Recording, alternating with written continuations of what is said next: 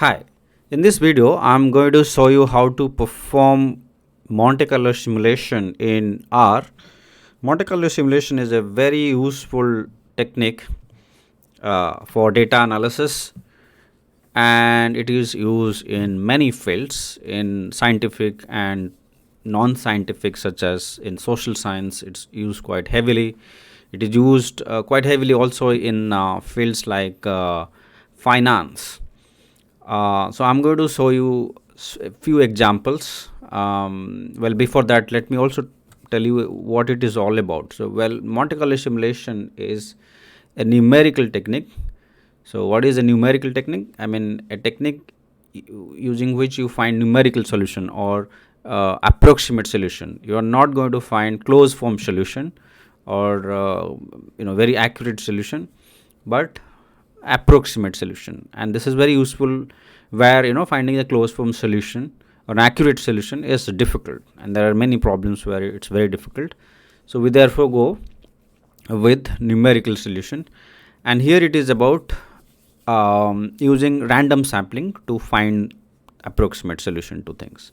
And we'll take few examples to see how Monte Carlo simulation can be used to find approximate solutions. It is used in many areas, by the way. It is used in engineering areas where you do not know for sure what exactly is the value for certain thing in an engineering project, and then you simulate scenarios and find an approximate solution and go with that plan.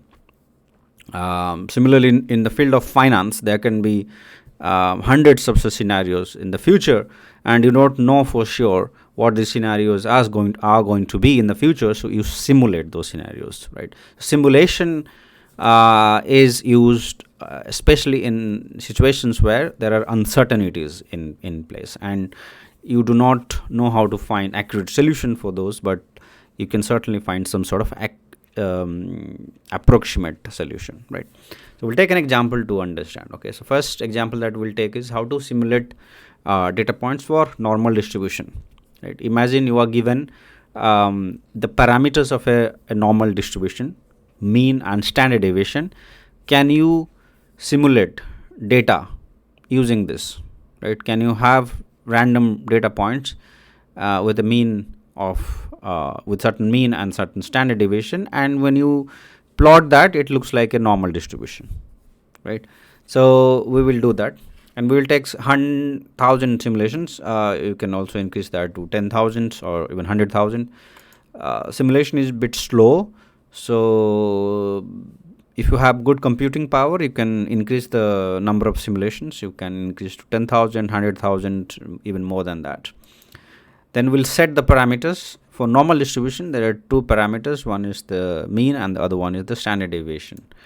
And yeah, we'll then create a empty vector that will keep store the results, and we will run the simulation. So this is important to understand. So what is this simulation all about? You are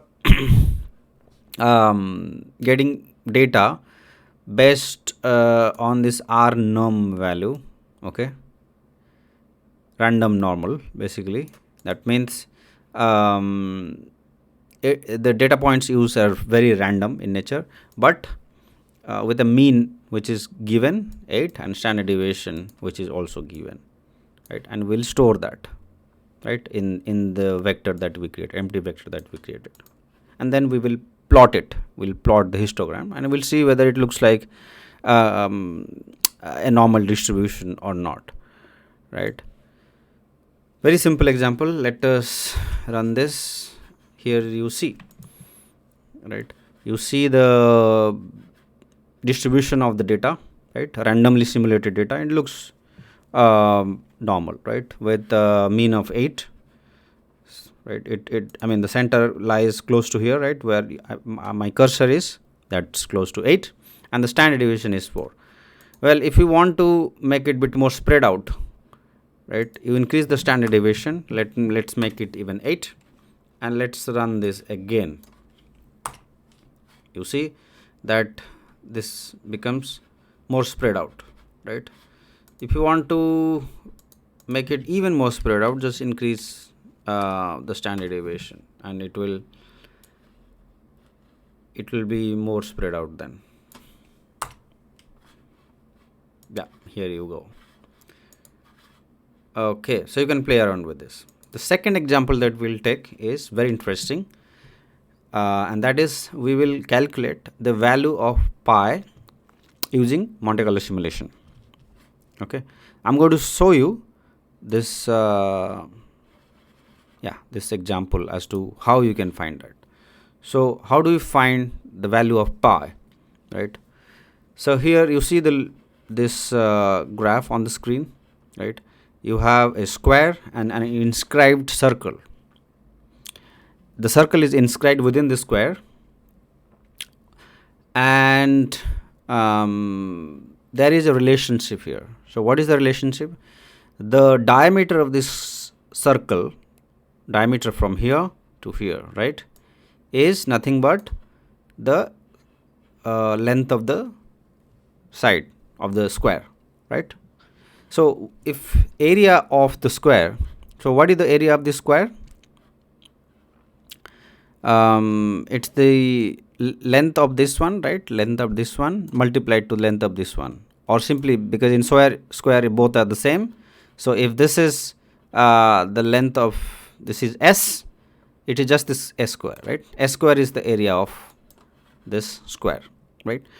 But this length is nothing but 2 times of the radius, right? Radius is this part only, right? Let's call it r, right? So the area is just 2r, which is the diameter multiplied to square, that is 4r square, right? So this is the area of the square, and the area of the circle is pi r square. R is the radius, right? That is pi r square.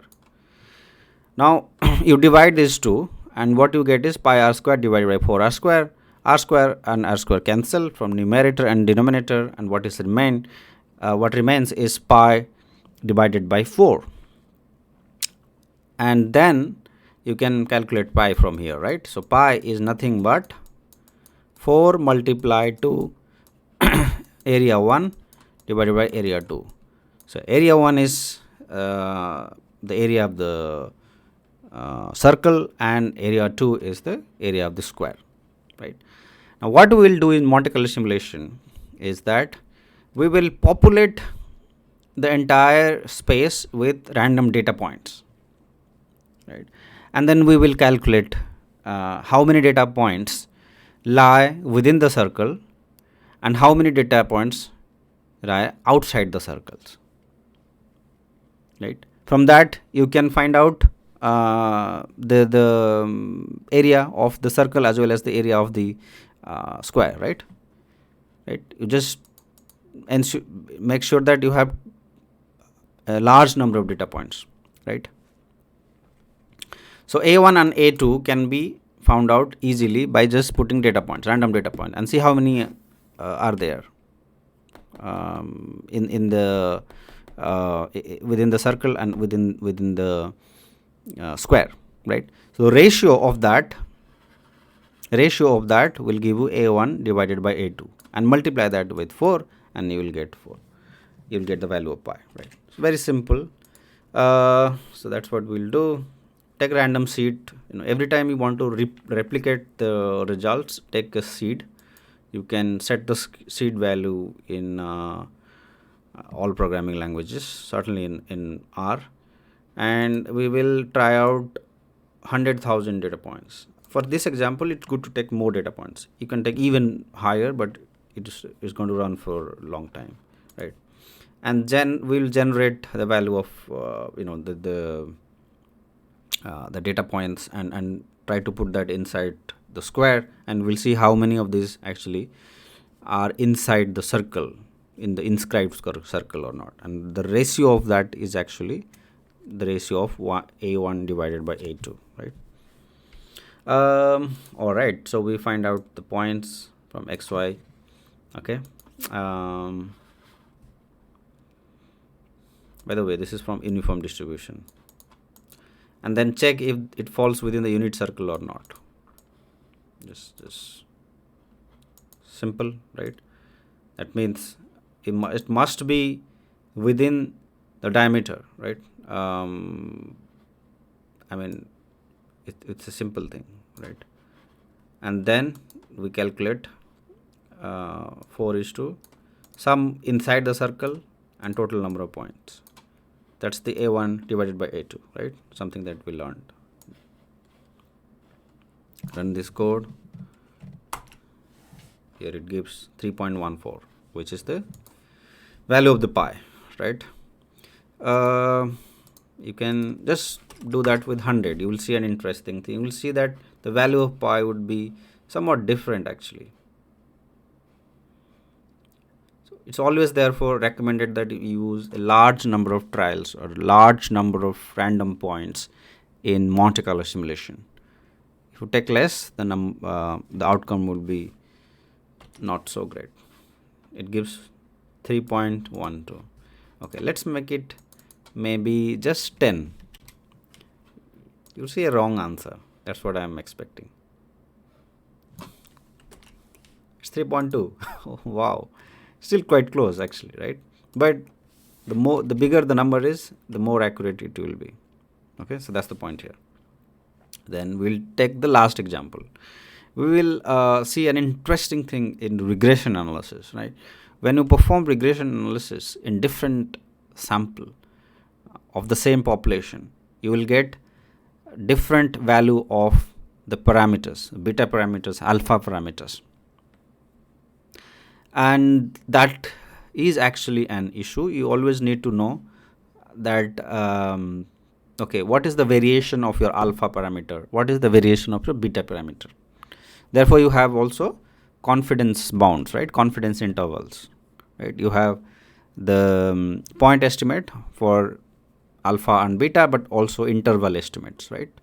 So how you calculate that? You resample many times, run the regression, get your alpha and beta, do that many times and see the variation, right? You can, when you run the regression, it gives us the interval. We don't see that because the software, the packages are built for that, but you can also do that yourself, right? And this is also useful in many cases where you don't get the confidence interval, or no, sorry, I'm using a wrong word, not confidence interval, the interval estimates, the interval estimates for your point estimate, right? If it doesn't give automatically, the package doesn't give, you can also find it out yourself, right? Very simple example. Let's see that, right? We're simulating 1,000 such cases, and we start with some initial value of the intercept and the slope, and we have a sample size of 50. That means the number of observation in the data set will be 50. We'll randomly pick some x values and some y values to perform regression. And what we do is that we so number of simulations is thousands, right? 1,000 times we will run the regression, and we will collect the alpha and beta, or the intercept and the slope, right? Here we collect, and then finally we plot, and we see actually the variation of the alpha and beta, right? If the variation is very high, then it's not a good regression result, right? Then something is wrong with the regression. If variation is less, probably it's better, right? But here in this example, because it's synthetic data, it's not real world data, so you could see some more variation. But in real world data, if the quality is good, you won't see much of variations. Okay, here you see the variation of the intercept, which is the alpha, which can lie anywhere between 1.6 to 2.4, where the slope parameter, which is the beta parameter, can lie between 2.6 to 3.4.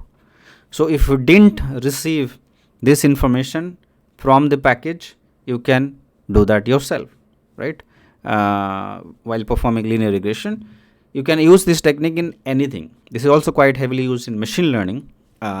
In many places you don't have this interval estimates. Many machine learning packages don't give that, but if you want that, you can use what is known as a bootstrapping technique that is very similar to the simulation technique. where you use resample data to compute estimates and do that repeatedly, and and then see the distribution and see the range, and that's very useful then, right? So this is how you can use Monte Carlo simulations. If you have questions, do not hesitate to ask me in the comment section, and see you in another video. Thanks.